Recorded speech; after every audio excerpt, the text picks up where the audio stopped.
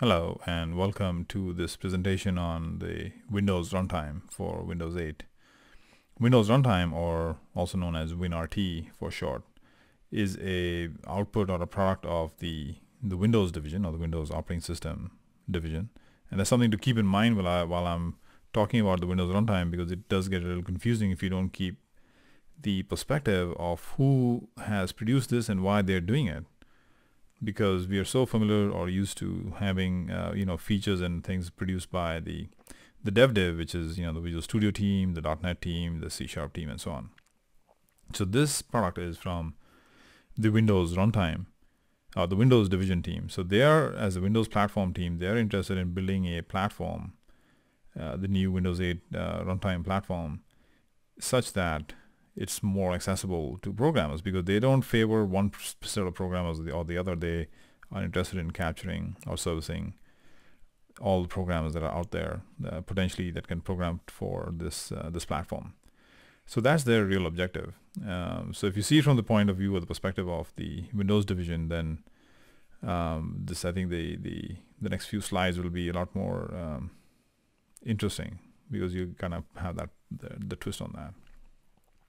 So as compared to the Win32 API or the COM API, the Windows Runtime or the WinRT, there were a few objectives, motivations, and design principles that they had in place to kind of not go down the same path as COM and Win32. The fact of the matter is that the WinRT is built on top of COM. So there were a lot of problems with COM that we typically hear about and know of or remember, but there were a lot of good features of COM as well. And what they've done is they've essentially stepped on top of these good features and gotten rid of the hard to use features or the bad features.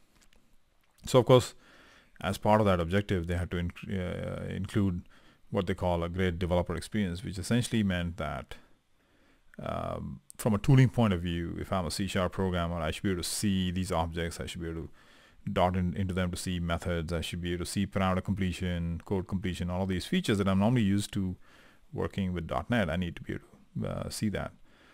So what they did is, they, having learned from the .NET team over the last 12 years or so that .NET has been around, they have used some of the tooling or some of the concepts that the .NET team introduced, and they've kind of included them into the Windows Runtime or the operating system itself.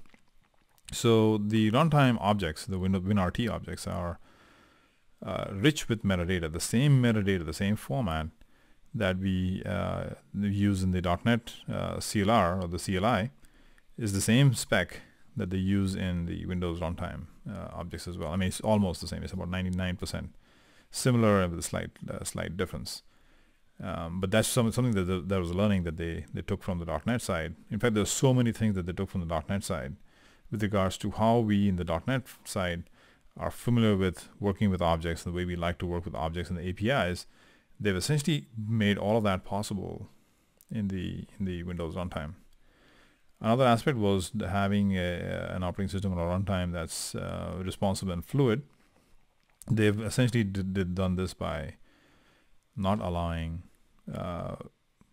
IO-based calls, such as access to the file system or the network or such calls, to be synchronous. So they have to be asynchronous. For the most part, any method that could potentially take longer than 50 milliseconds in WinRT has been made asynchronous. Now, of course, that's not a big deal for us today with C#5, where just making asynchronous calls has become so much simpler.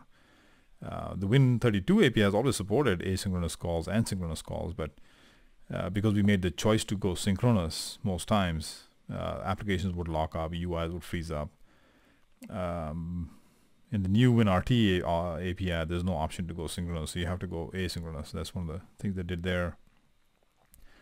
An app-centric platform is essentially allowing applications to... So the platform is cognizant of the fact that it doesn't stand by itself. An application just doesn't work by itself anymore. It works with other applications. It needs to communicate with and interact with other applications to be a good citizen of this platform.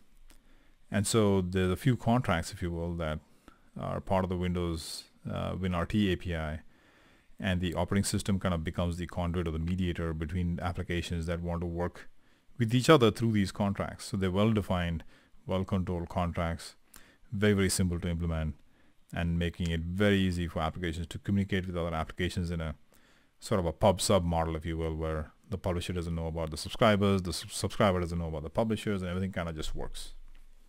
Very well thought out and designed contracts there. And these applications work, extremely seamlessly, and they can't necessarily interfere with each other. That's some of the things that they learn from their past experiences, that applications can have to be sandboxed and, make the whole experience for the end user, safe. One application can't bring down the operating system and such.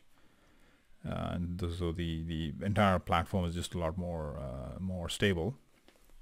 And of course, with the Windows runtime, you get full access to the full power of the Windows platform. There's nothing like it's any less. It's just a more controlled, better version, newer, sort of API, if you will, of an operating system that provides all of the functionalities and rich feature set that you're used to. But except it's simpler, safer, object-based. It's not, flat C based, unsafe pointers, pointer to pointers, method pointers that don't tell you exactly what's going to go in or come out. All that sort of thing has been kind of removed. For every language, you have a natural and familiar API, and I'll talk a little bit more about this in the next slides. Whereas a C# programmer, I see things from a C# point of view. From a JavaScript programmer's perspective, I'll see things as JavaScript's point of view. So even though I'm working with the same set of objects, based on which language I'm using them from, they look like objects of that language. So from the .NET side, we'll see everything in the Windows runtime as if they were .NET objects. We won't know that they were necessarily WinRT objects. Better exception handling. If you used COM, you realize, or you remember from that experience, that we had to deal with these H results, which were really integers that mapped to some constants that pointed us in some vague direction of what the error might be. We got a COM exception thrown, but the exception just had a number in it. And so you get an exception that you map to eventually, let's say, access denied, and you had no idea access denied to what. Nonetheless, you were stuck with an access denied exception. With the WinRT, even though the WinRT at the lowest level is a H result, as in COM, it's COM basis, really an H result based system.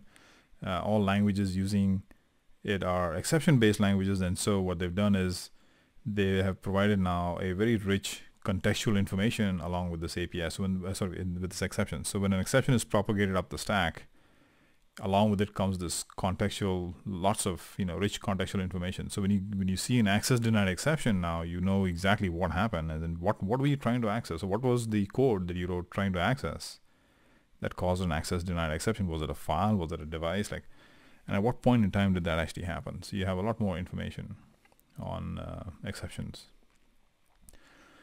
A well-defined binary contract across module boundaries. This essentially pertains to the ABI level, that is Alpha Bravo India, ABI, not Alpha Papa India or API.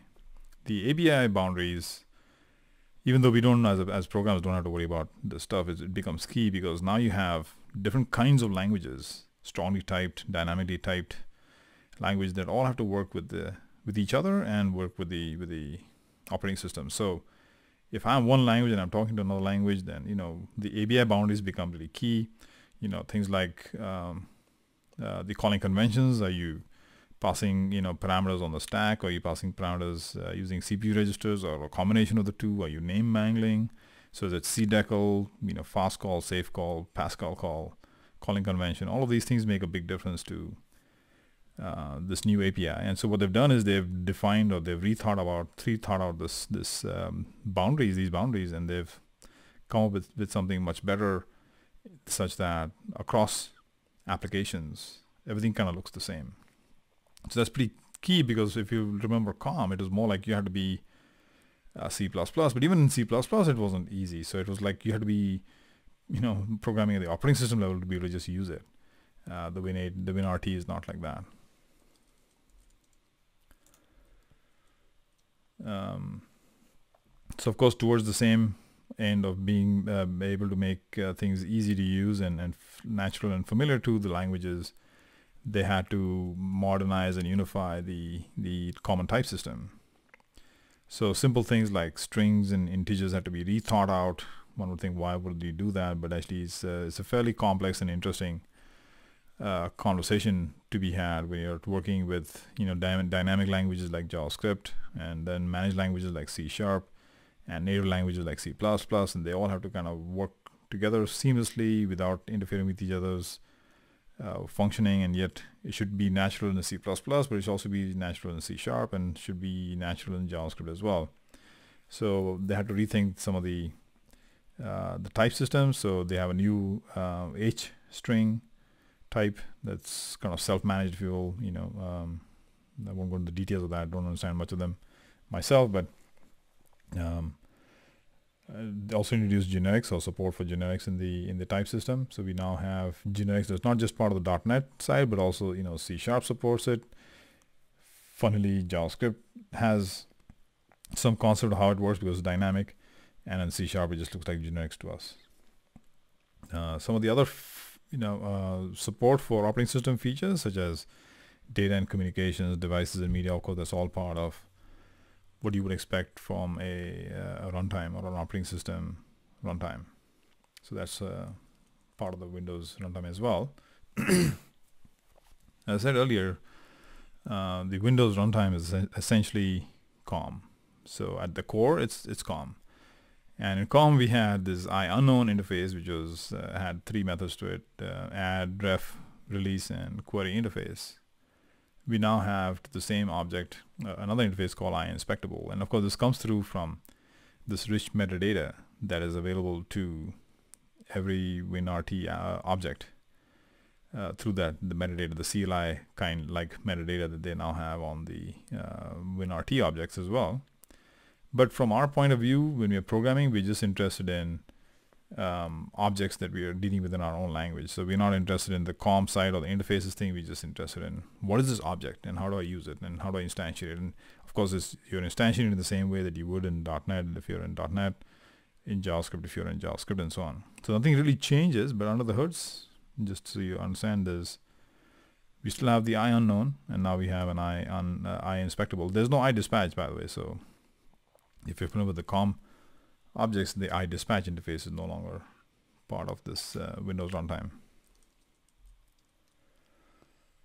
Some of the types, some of the interesting ones I thought were the event handlers, exception. Of course, HDissolve became an exception. IDisposable is no longer, or is IClosable. IEnumerable is IItribble. In fact, I prefer IItribble. I'm not sure why we call it IEnumerable. Then iVector becomes an iList, and so on. Pretty interesting stuff. There's also a website that gives you more details on all of the other types. There's plenty of other types that kind of have this mapping between the Windows runtime and .NET. Okay, so the WinRT, or the Windows runtime, is comprised of, or sits on top of, actually, the Windows kernel. Let me just get my tablet here closer.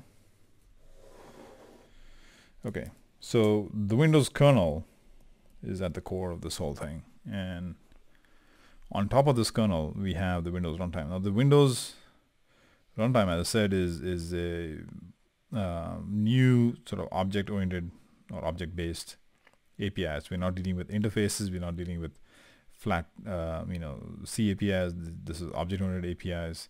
It's native. It's implemented in C++. It's raw performance.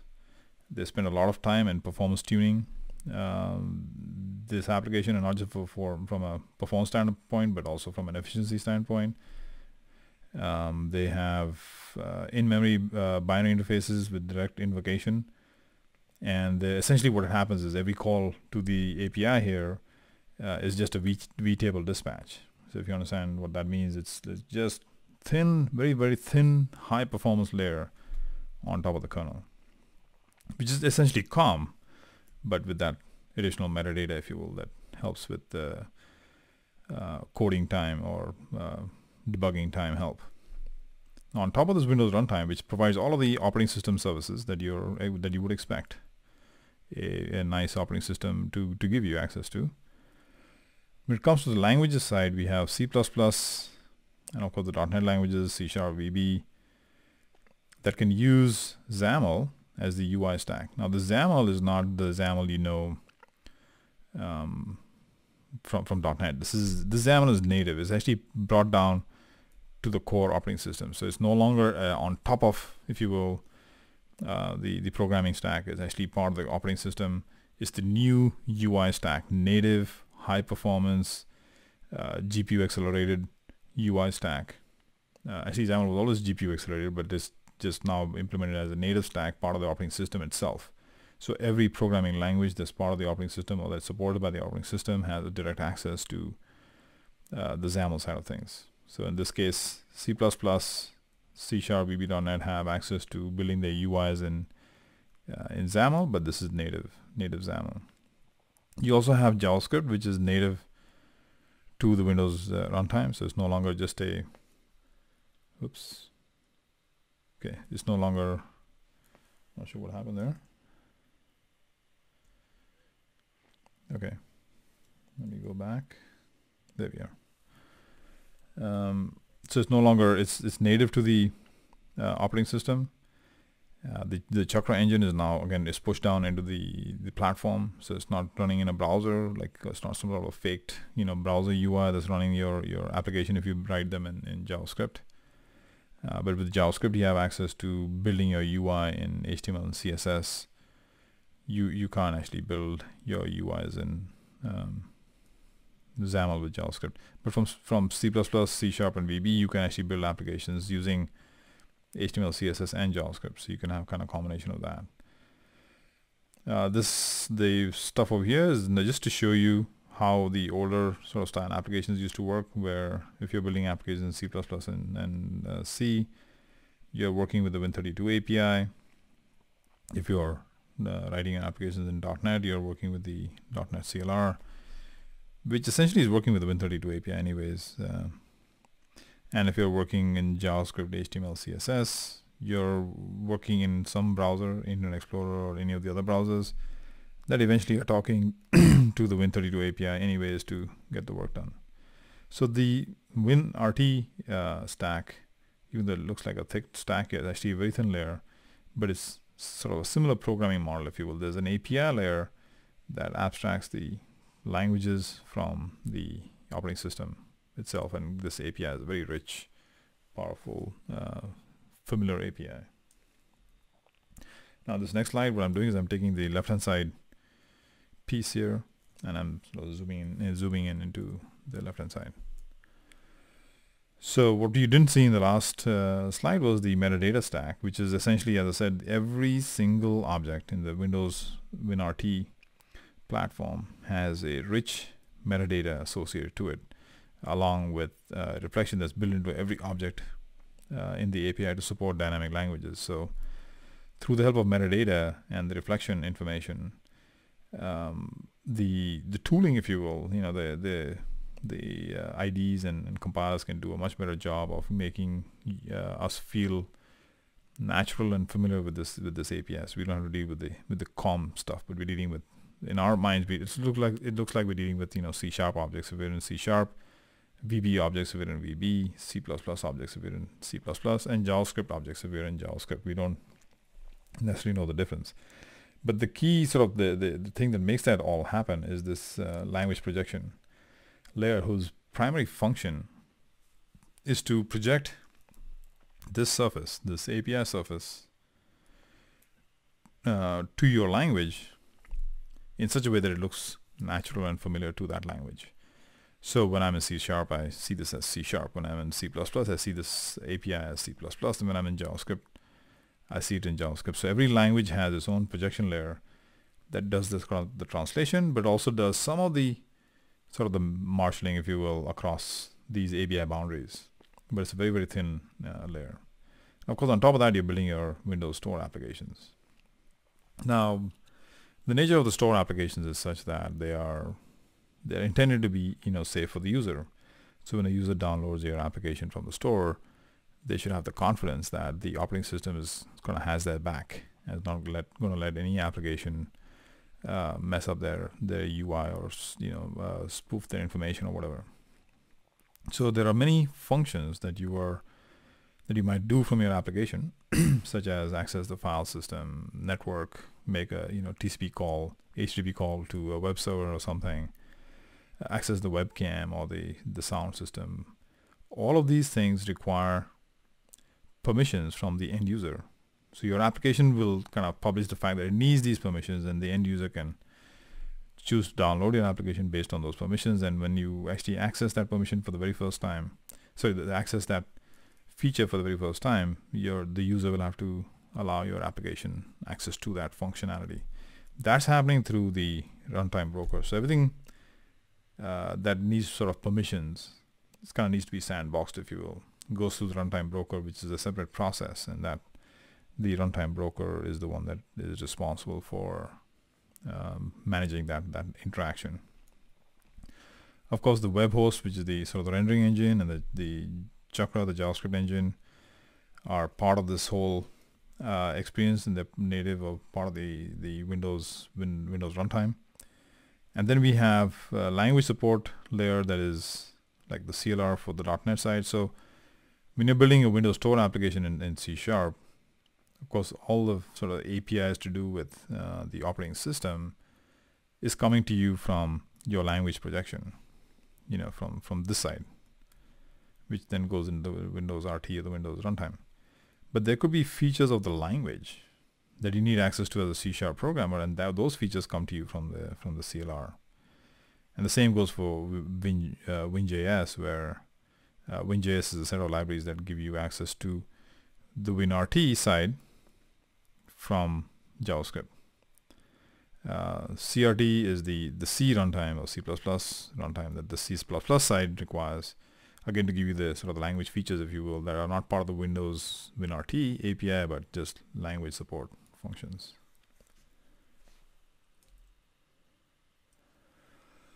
Now, something that was not very obvious to me when I first learned about this stuff, but then since then I've discovered that it's not very obvious to a lot of people, is that there is a subset of the .NET Framework, sort of the full-blown .NET Framework, called the .NET Framework for Windows Store apps. Just like there's a subset of the .NET Framework for the phone, Windows Phone. There's a subset of the .NET Framework for Silverlight.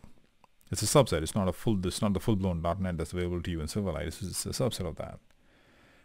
There's a subset of the .NET Framework called the Micro Framework, which is for devices, little devices.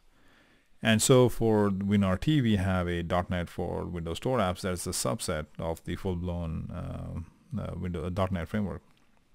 And the reason is pretty clear because, for example, in the Windows RT applications, we can't build ASP.NET applications. We can't build console applications. It doesn't make sense in this application model in the UI. So that's a feature of functionality we are not going to have in WinRT applications or store applications.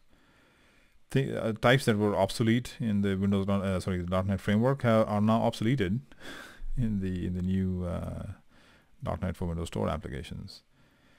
Some types that overlap with the WinRT types are not going to be available in the .NET for store applications, but they'll be available in the WinRT API. So it'll probably be a namespace change. Instead of the system namespace, it's the Windows namespace, and maybe in some cases the objects change as well. But the functionality will be available to you from the WinRT side of the equation. And some types that wrap OS functionalities, such as performance counters, event logs, those of course don't belong as Windows Store applications. You won't have access of that kind of functionality in your store applications either. Because there's a website where you can look at more information on all the things that are there or missing in the .NET for Windows Store applications and the APIs that the .NET for Windows Store applications supports. So you can check that out. But at a high level, what you want to keep in mind is that managed types plus WinRT types equals Windows Store apps. So you build Windows Store applications with a combination of WinRT API and, in our case, in C#, the .NET Store Apps SDK. Now there's nothing, you don't have to go about building or installing any of this stuff, when you're building applications. So it's not like you know that you have to include this or include that to make an application work. It just works, but you need to kind of see the stuff going on under the hood. Now when you are building an application in .NET, you have a few choices for the combination of things. What language or platform are you going to build the business tier in or the data tier in? What UI technology or UI stack are you going to use to build your UIs, and the combinations that kind of work or are potentially valid or possible. So in the first sort of section here, I'm showing you an application that's built using either C++, C# or VB, and using XAML as the UI stack. Now, the XAML is native to the operating system, so it's no longer, it's not really on top of here. It's just shown like this to be on top of this platform. It's really part of the Windows runtime. But nonetheless, you could be building an application in C# or C++ or VB.NET using XAML as your sort of the UI stack. You could also build the applications where C++, VB, and C# are the business layer and so on, but the UI is an HTML, JavaScript, CSS UI. So you could do that as well. I'm not showing that combination here, but that's possible as well. Or you could look at it over here. This could be C++. So you could build an application like this as well, where the UI is comprised of HTML, CSS, and JavaScript, but let's say the business tier and on is built with C++, C# or VB. In both cases, you notice that if you're using the .NET languages, you need the .NET for Windows Store applications as well, along with of course, the Windows Runtime API. But you don't know that including these things. It's not like you have to go add references in your projects anymore, but something to know about and understand. The third option is building your entire application with JavaScript, which has full access to the Windows runtime, and also controlling the UI side with HTML, CSS, and JavaScript. In that scenario, you're not using or you don't require the .NET for Windows Store applications. You just need the Windows Runtime API stack or layer.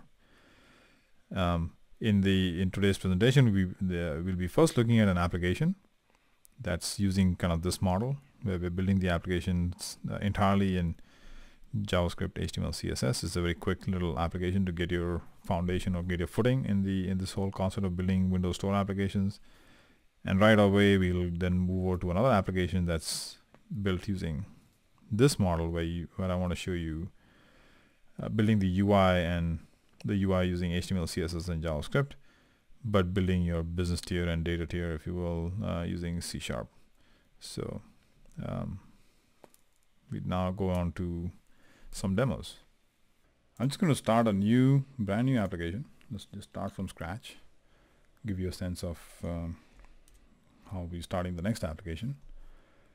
So I'm going to start with the other language. Other languages, JavaScript. You don't see it here. JavaScript, Windows Store app. I'm going to take a blank application. So this is a JavaScript application wherein we'll be building our UI with HTML, CSS, and the programming in JavaScript. This is a store application, so it's not a browser application. So the Visual Studio in this case is going to create for us a project, and in this project we have a default HTML file and then a default JS file. Now in this episode, I'm not going to be explaining the sort of the nitty-gritty details or nuances of things. I want to just show you how or what it takes to get started and some of the concepts. So if you don't get everything about JavaScript, don't worry about it. This is not the episode for that. There'll be another episode where we talk about just WinJS. But I just want to get your feet wet here. So I'm going to run this application. And what you'll see here is that we see this application is running here. It says content goes here. That's because the HTML here has this content. So we're going to change this now. So let me zoom in here. So I'm going to put in a Win control or WinJS control, and again I'm going to explain the details, but I'm going to talk aloud so you get a sense of what I'm thinking or what I'm doing here. So there's a Win control that is a list view. So I'm going to pick the list view, and the list view has some options that we need to set. In this case, I'm going to set what we call the item template. For those who are familiar with XAML or even ASP.NET Web Forms, the notion of an item template should be familiar. So this is an item template, and it is nothing but another HTML tag here, and I'm using CSS selector syntax here to use item template. And this item template, of course, has to be another element here. So I'm going to create that element that has an ID of item template. But this element is a Win control of type template, not a list view. So essentially, this list view, we will eventually give it a data source, an enumerable of some sort or an array of some sort, and it'll iterate over that collection. And for every element in that collection, it will use this template to render each element. So that's the item template concept. So in here, for now, we just have an h1 tag, and ideally, in this place here, we'd like to have the value of the current elements some property. So the way we do that here is you can bind, and here I'm going to bind inner text to a property called text. Now this property doesn't exist. This property is going to be part, or is going to be a property on the object, the singular object that's been bound to this list view. So if this list view is bound to a collection of objects, then if the singular object has a property, or at least we assume here, has a property of text, and that text value will be bound to the inner text of this h1 tag, so essentially appears inside here. So now we don't have the data, so let's go put the data in there. Now the way things work in JavaScript, in WinJS, sorry, this is the WinJS file. It looks fairly complicated, but it's not that complicated. What I'm going to do here is I'm just going to extend it, and I'm not going to explain some of this, but essentially what's going to happen is this callback is going to be called eventually when the system has finished kind of initializing. So once the initialization has been done, we get called in here, and we are free to do whatever we need in here. So what I'm going to do is I'm going to set up an items variable that is an array, and I'm going to add to this items objects, and these objects in this case we're going to have the text property. So I'll have a text property of 1, and that's one element, and then we'll have a second one, and we'll have a third one, and a fourth one. So I've just kind of initialized the element in this array, and what I'm going to do now, I'm going to have a items binding list.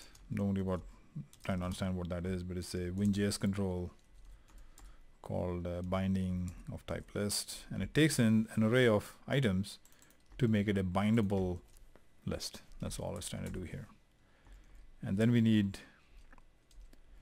because this is in strict mode here, I need to declare my variables, which is a good practice anyways. The strict mode is just kind of enforcing that for me. Then I'm going to define another, let's call this I'm going to call this a list view control. So I'm trying to get a reference to this control.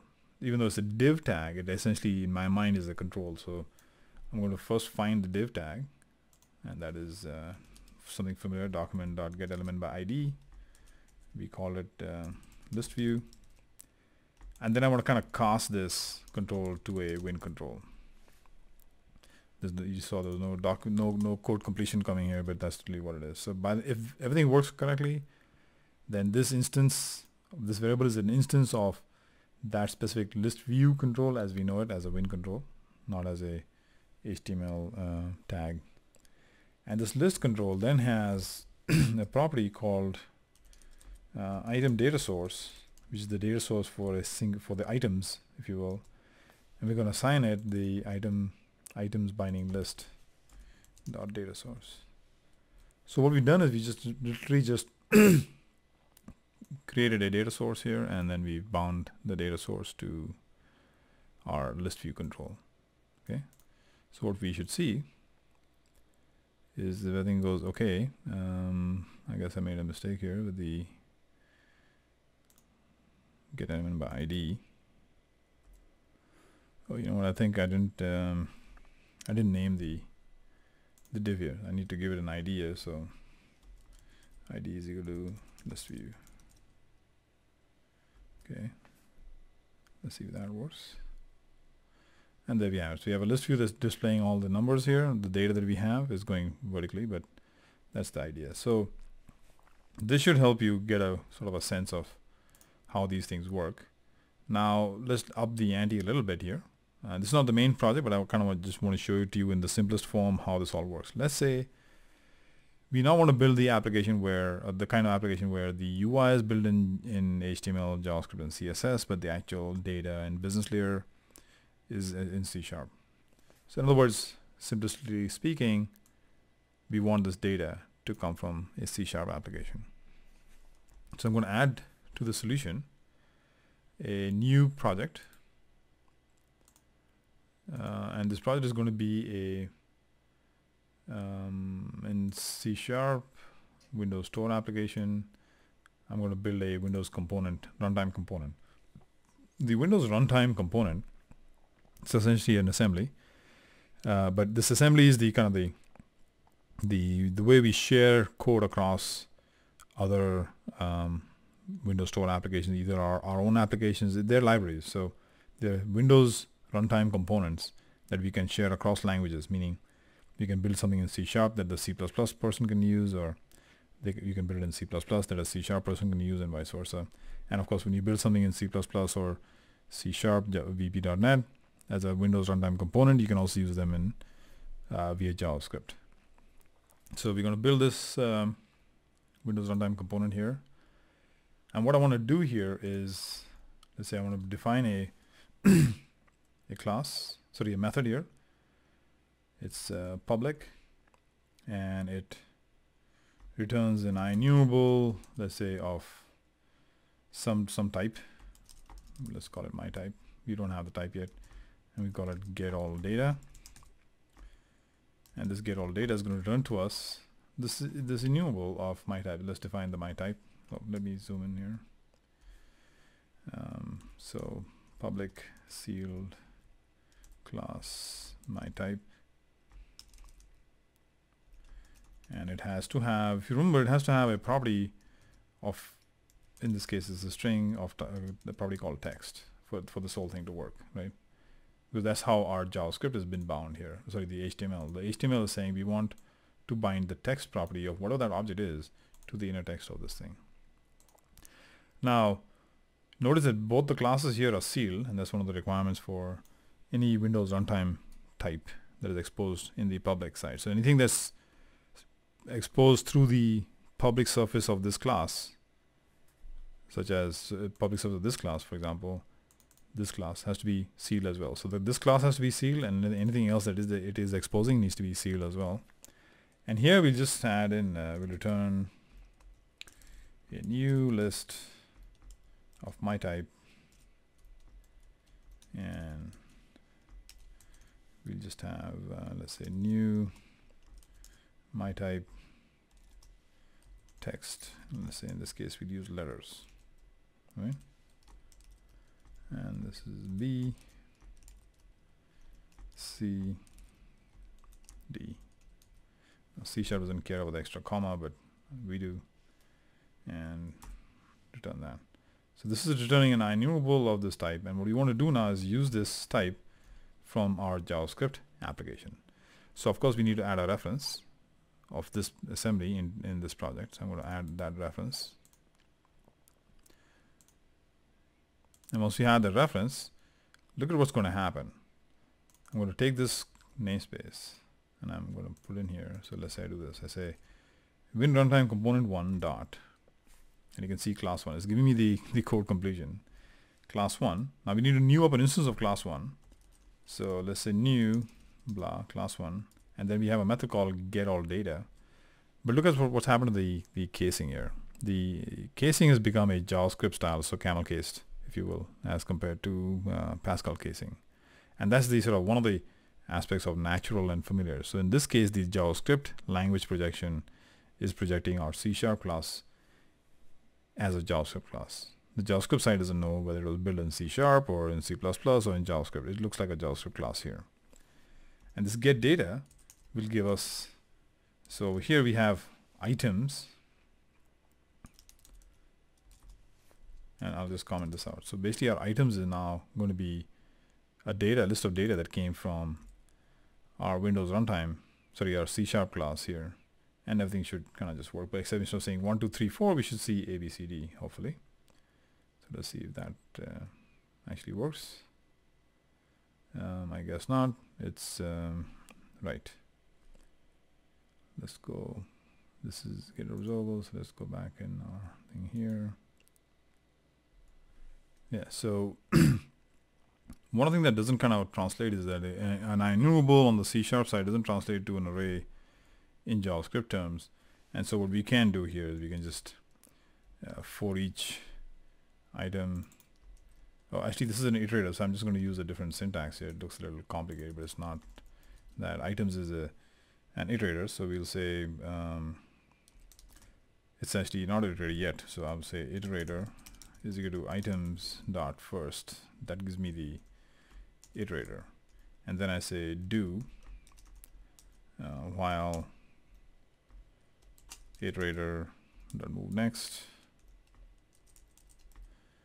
And in here, what I'm going to do is I'm going to push items into, I'm going to push elements into this items array. So items dot push.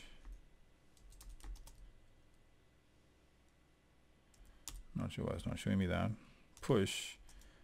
I'm going to push an object that has a text property whose value is. So let me see here. Current item is iterator dot current. Current item dot text, and see how it give me the help there as well. So the items array now contains, I shouldn't call this items, I should call this let's call this data elements, just to be clear. And this data elements is that. Okay, so this items array is still a regular array, and now we pushed into items. That's why it probably didn't give us the help with the push, which it does now. And that should all work. So essentially, instead of getting the data from here, we are getting the data from our C# side. And there you have it, ABCD. Now if you want to make this data asynchronous, it gets a little slightly different. What I'm going to do first is I'm going to change this type here to be asynchronous. And in C# you just say async now with the new async await keywords, and make this an enumerable, or this would be like a task of enumerable of type my type. In because this class is a Windows runtime component, any types that are exposed in the public have to be compatible with the Windows runtime. So in the Windows runtime world, this is an async operation of enumerable of t. So we'll add that using Windows.Foundation type here. And this is essentially the async version, if you will, that is the Windows runtime version as we know it from C#. This won't work here, so what I'm going to do is, to keep it simple, I'm going to remove this from this method. I'm going to have a private method in here that returns, that is async. So it returns a task of enumerable of my type. Let's call this get all data async, and its implementation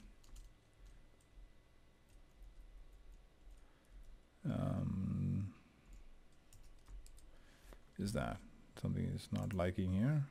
Oh, did I? Yeah, probably missed closing. Yeah. Okay. So now this is not necessarily asynchronous yet. So what I'm going to do is I'm going to fake it for now. Since this data is already in memory here, I'm going to have a task completion source. There's a new task completion source of my type, of enumerable of my type, and then I say TCS dot set result, which is, I can't return this, so let me set this to list. So result is a list, and then I can return await TCS.task. That kind of satisfies the need for async here. And then from here, we just need to call this method. So I'm going to return that dot as async operation. So they've given us an extension method that converts what we know in C# to be a task of some type that is an asynchronous method to the WinRT version of the same type. So we just have to say as async operation, and that's it, and that returns. So all that works great. Missing something here. Yeah, we're missing this extra type. Yeah, okay. So the C# version is fine. Nothing different in the C# besides the fact that you implement this method asynchronously. Ideally, I should call this async as well, and this should be called get all data.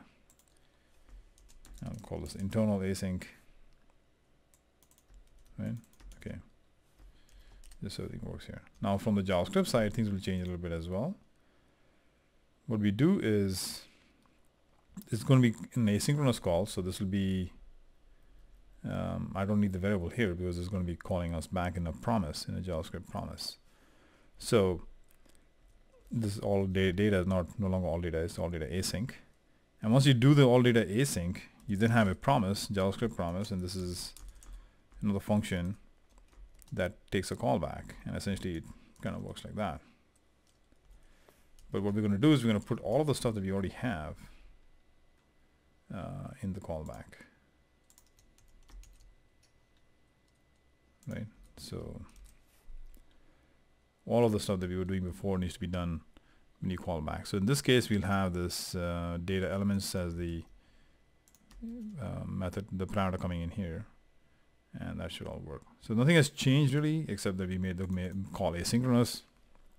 We use JavaScript promises that give us a callback for when the async work returns. We do all we need with the data when we get back from the async call. And if we run this, the output will be of course the same. So there it is. So that takes care of the sort of the first hello world, if you will, example of a Windows Store application built from the ground up. And now we're going to go into something more, a little more elaborate. Actually, we've gone quite a bit ways into this, but I want to just show you something more interesting. That's all. So moving on to so I'm going to close out this app, this Visual Studio instance here, and look at this one. So what I have here is a very similar application. As you can see, is a WinJS application. It's got a default HTML here, and I've got my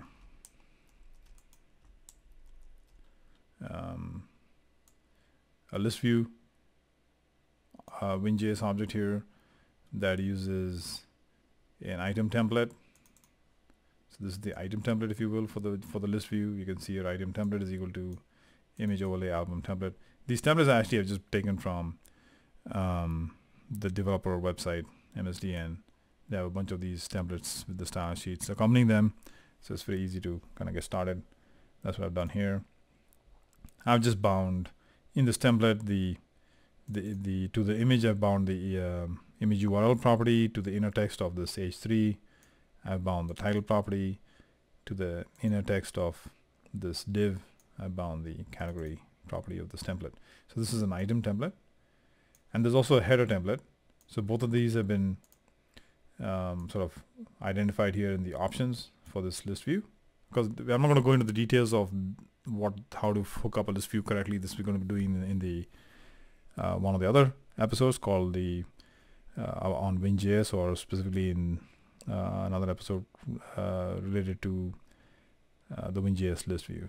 So for now, just kind of get concepts, not trying to understand how it's going to be done.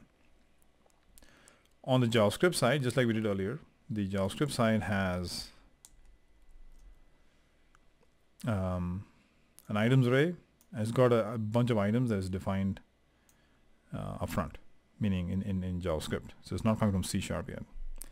And then we've done the same thing. We created a binding list, except there's a little grouping going on here. I'm not going to explain that to you, but the concept is the same. This movies binding list becomes the item data source and the group data source for that list view control, and therefore the list view control can work with items that are grouped, if you will. In this case, they're grouped by the category of the movie in this case, so it's either drama or action or science fiction, etc. So just let's see this running.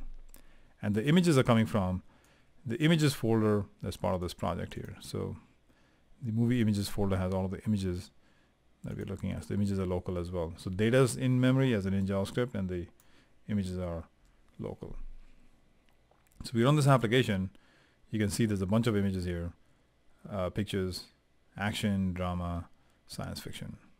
But there's only so many. So now the aim is, so once this works, once this is working, what I want to show you is how we would then get the data from a remote service and convert this over, instead of being from JavaScript, to be from C#. So step one is to produce or add a new project to our project, just like we did the last time. And this one is going to be again a C# Windows Runtime component. And the runtime component, we leave the name as class 1. And what we want to do is, there's a couple of things we want to do. The one is slightly different from the one we did in JavaScript earlier, or in the first project.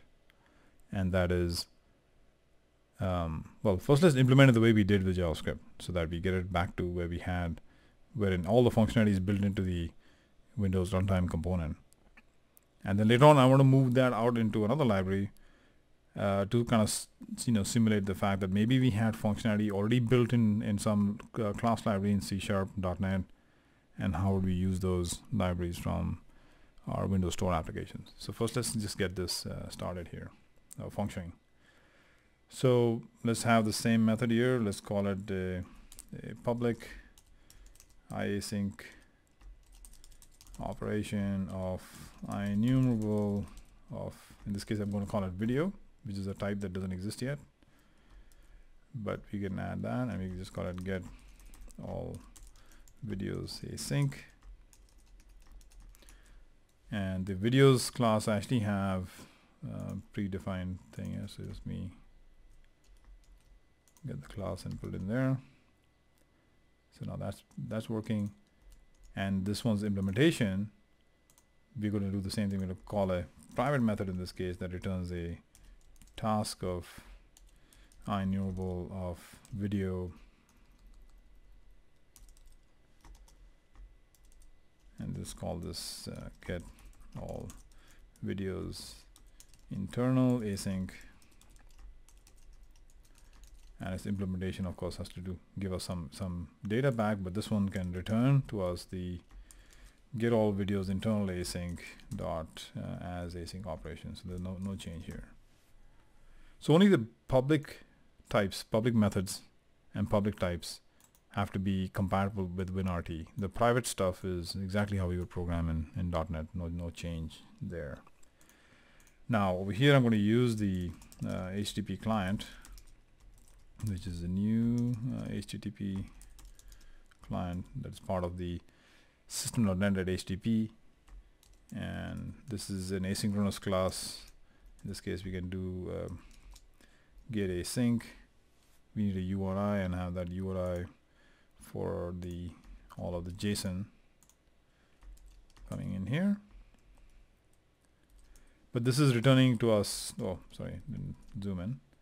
This is returning to us a HTTP response message. So I'm going to have var HTTP response message is equal to await, which means I also want to use async, right?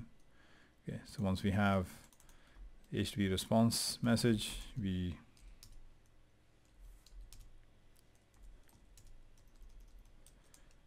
we do a ensure status code, make sure there's no errors, and HTTP response message dot content dot read string async. So this is going to give us a JSON response. This service is returning to us a JSON string of videos, which is a much larger set than just these. So it's similar structure but much larger set of data. And but it's in JSON, so we get this back. Let's call this JSON. Yeah, JSON data is equal to that. And what we've lost in the sort of WinRT side is that we don't have a nice method read as in a a type to convert the JSON into a type. So we have to do the deserialization ourselves. So already have a method that does that. Again, it's a private method, doesn't need to be public. Memory stream is our standard .NET memory stream. Data context serializer is a standard .NET serializer. So what I can do here is I can do a deserialize this to an enumerable of video, right, and giving it the JSON data. Okay, and then what it returns to us, of course, is the type, and so we can just return this out as our method's response. So not liking something here. Oh, right. This has to be a wait as well, because it's returning a task of string. So okay, so now this is a string. Before it was a task of string. So now we're returning an enumerable of videos from here. So that's a task of enumerable videos when it's an async method that gets converted to an async operation. So we want to call this method now from our JavaScript side. So the C# part is complete, and hopefully it's going to function as we would expect. Let's go back to our JavaScript side, comment out this stuff. So we don't want this. What we want here is new Windows Runtime Component 1 dot class 1 dot get all videos async dot then, that's the promise, given a function that gives us a bunch of movies.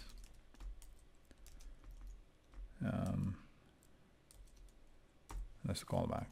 But again, we want to do all the stuff that we had earlier in a callback, so I'm just going to wrap it all around here, and that should take care of that. And we do the same iterator thing over here that we did earlier. So we have iterator is equal to movies dot first, and we say do while iterator dot move next, and in here we need to push into our items each of the elements from the iterator. So let's also have here a current item is equal to iterator dot current, and then here we can do we need to keep the same property names. So title is equal to current item dot title, image URL is equal to current item dot image URL, and category is equal to current item dot category. Now in our case, the images are going to come from the internet as well, so they're not local like we were doing here. So I have a URL, sort of a base URL if you will, where the images come from, and we're just going to append that to the data. The data only contains the file name, it doesn't contain any path. So I'm going to append to that URL this stuff. So every image has the complete path, and that's pushed into the items here, and that should work just fine. And then this everything, nothing has changed here. And there we have our data coming from a service on the internet. In this case, it's Azure. And you can see there's a lot more movies here, many more genres. You got musical, animation, action, thriller, and so on. So so far this looks pretty good, and it's kind of on the right track. Okay, so what we want to do next is sort of try and simulate the scenario where we might have had some existing functionality in a C# class library. This is sort of prior to WinRT or Windows Store applications coming about, and now we want to use that functionality within our Windows Store applications. So let's see if we can simulate that functionality. So to this solution, we're going to add a Windows class library project, but this is a Windows class library project that is part of the Windows Store apps, because remember, the .NET for Windows Store apps is a subset of the full-blown .NET. So we want to make sure when we use .NET, even though we're not trying to share this library across other Windows Store applications, we are still running within the WinRT platform, so the runtime needs to support the functionality that we require from our applications there. So this is a Windows Store application class library, but it's not going to be shared across other languages. It's just going to be shared across C# projects.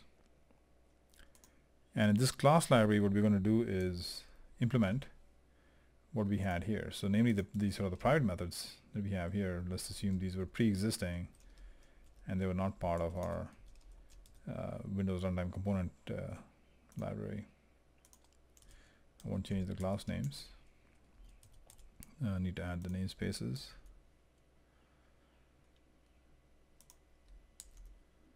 Now the video class, because it's performing this function of two things. One, it needs to be shared across the two libraries, the Windows Runtime Component Library and the Class Library 1, but it also needs to be a Windows Runtime Component type. It needs to still be defined in the Windows Runtime Component. So what I'm going to do is I'm going to add, or in another Windows Runtime Component Library. So I'm going to add another Windows Runtime Component project. And this project, let's just call it Windows Runtime Component 2, is going to house the video type here. So that way both these libraries, the class library and the Windows Runtime Component, can share the class that's in here. So I'll just rename this guy to video.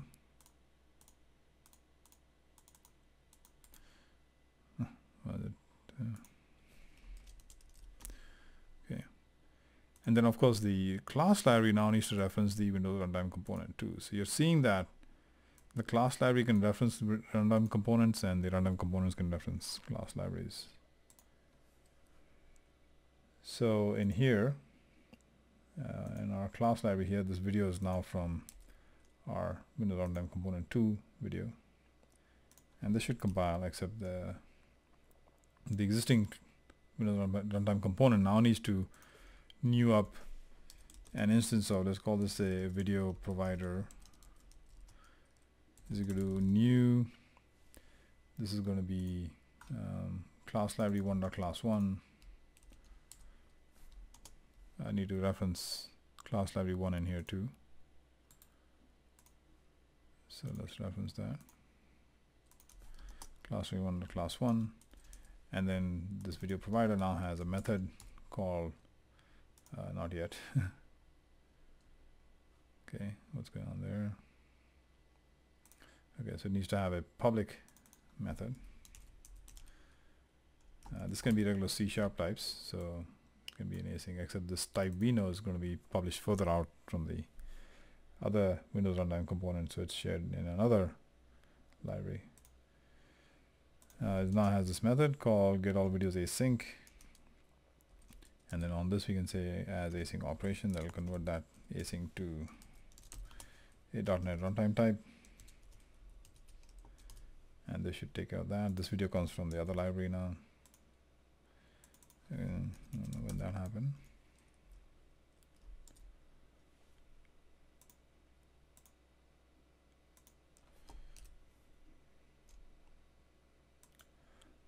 not add this? I guess not. Okay, so we need to add the other runtime component as well as a reference to this one. Okay, so everything should compile. Well, let's see. Oh, for some reason, I don't know when I did that. Okay. Okay, so the JavaScript side shouldn't change. We've just sort of changed the libraries the way they've been configured. But as far as this original Windows Runtime component class is concerned, its public surface has not changed. Implementation has changed, and therefore the JS UI piece won't have to change. So let's run this and check it out. And there we have it. So what we have seen here so far is that we are able to reuse any existing functionality, granted the types that are intended to go across the ABI boundaries need to be WinRT types, but for the most part the functionality, if you will, the business functionality can be reused from pre-existing class libraries. There's lots of, not lots of, but there are quite a few nuances to building types that are publicly exposed in these Windows runtime types, such as the classes need to be sealed. If it's an async operation, so the async type needs to be an async operation of that type. If you have structs, for example, oh, let me make this a struct. Then structs can't have properties, so it doesn't like this property here in the struct. It complains, essentially it's complaining about the methods. It doesn't like methods, but because property implementations are with methods, it doesn't like that. I could have this as just a field and it'll be fine with that.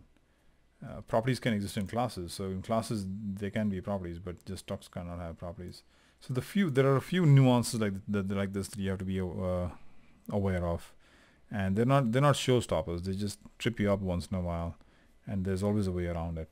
And there's either extension methods to circumvent some of these scenarios where this is actually implemented by another class, async info, but they've simplified it by giving us an extension method, and so we can just say .async operation. If there's streams, there's extension methods to convert .NET runtime CLR streams to WinRT streams and so on.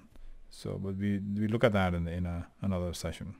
So I hope this has been a good introduction to what Windows Runtime is and how it plays into the operating system platforms, and how we as .NET programmers can make use of the runtime, reusing our existing knowledge of C#, .NET, and the Windows platform, and yet be able to build WinRT or Windows Store applications without too much of a problem. In the next episode, I plan to cover WinJS, which is the JavaScript library primarily to do with WinRT, and then in a further episode we'll be looking at using the list view control as we saw here, but in a much more detailed fashion as to how to work with this list view JavaScript control. So until then, see you guys next time.